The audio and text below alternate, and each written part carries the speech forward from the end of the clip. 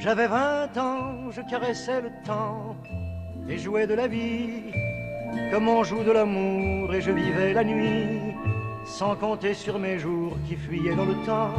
Bonjour Frédéric, c'est marrant, 80 ans de carrière, il rêvait d'être en haut de l'affiche et ce matin quand on voit la presse qui est là, tous les journaux sont unanimes. Oui, c'est impressionnant. Parce que ce sont de très belles photos, de très beaux titres et personne ne peut s'empêcher de jouer avec les mots comme il aimait le faire.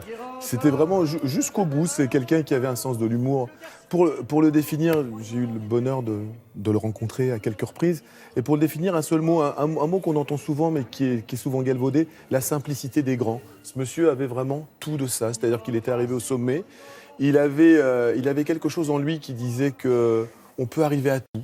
Il n'y a pas de fatalité dans la vie, il l'a prouvé. Il est sorti de l'école à l'âge de 9 ans, il connaissait tous les poètes, il connaissait tous les écrivains, il avait une bibliothèque chez lui, pas juste pour faire des décorations. L'autodidacte. Celui qui a couru après la connaissance. Avec un majuscule, qui apprenait des mots du dictionnaire juste pour le plaisir d'apprendre, et qui jusqu'au bout se levait le matin, 5 h du matin, pour écrire une petite page d'écriture. Il avait 7 albums d'avance, et tous les matins, une petite page d'écriture, ça peut toujours servir, puis on s'exerce. Alors, on l'avait rencontré. Vous aviez travaillé un peu avec lui aussi, oui. Et puis il n'arrêtait pas de travailler. Et il préparait effectivement, il anticipait, il avait déjà des albums en tête. Et sa nouvelle rentrée à Paris dans quelques semaines, il avait quelques albums d'avance. Il voulait enregistrer toutes les chansons qu'il avait écrites pour les autres en se les réappropriant. Il avait 1001 projets, c'est ce qui le maintenait en vie. Il avait fait avec sa sœur Aïda, à laquelle on pense beaucoup ce matin, à 96 ans, il avait fait le pari de passer tous les deux les 100 ans. Il n'y est pas arrivé. Nous l'avions rencontré lors de la sortie de son dernier album, en mai 2015, un brin de nostalgie, et c'était l'occasion pour nous de lui demander de revenir sur quelques-unes de ses grandes chansons. Regardez, il ne manquait pas d'humour.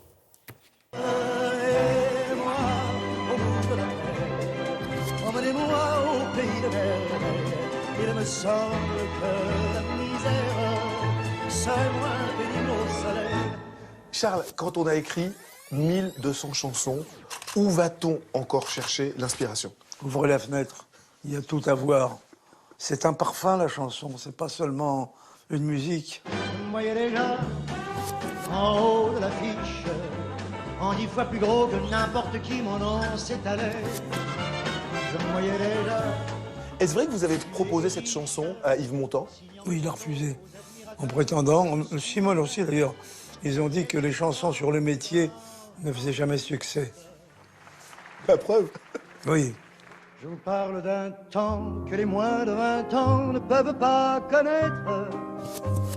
Montmartre en ce temps-là, accroché des lilas jusque sous nos fenêtres. Le mouchoir que vous prenez à la fin, sur scène, que vous prenez toujours sur scène, Oui. Ce geste vous est venu comment ?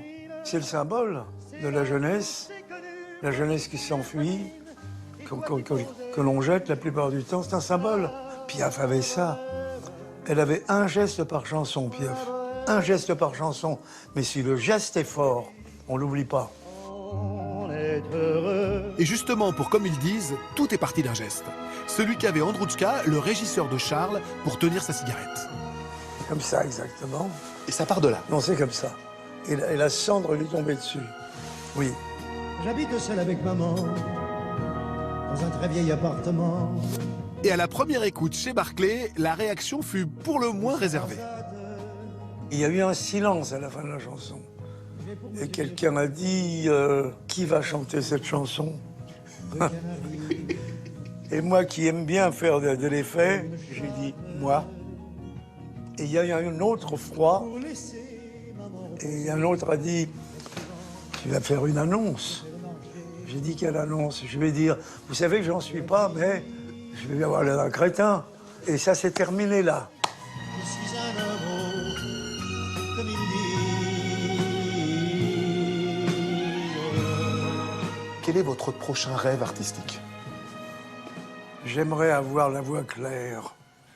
Je n'ai pas la voix claire.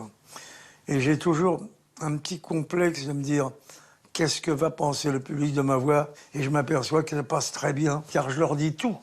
Car même je suis le seul qui dit que j'ai un prompteur. Ils sont les seuls à savoir que j'entends rien. Je crois que je me suis tellement libéré que ça a été merveilleusement accepté.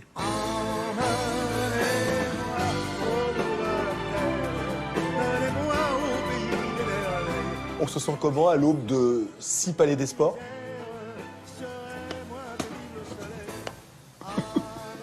Je change pas de public, hein.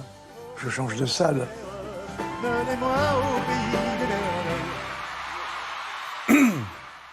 Oui, la dérision, disait Frédéric, qui est avec nous jusqu'à 9h30. C'est vrai que nous, on a tendance à pleurer ce matin.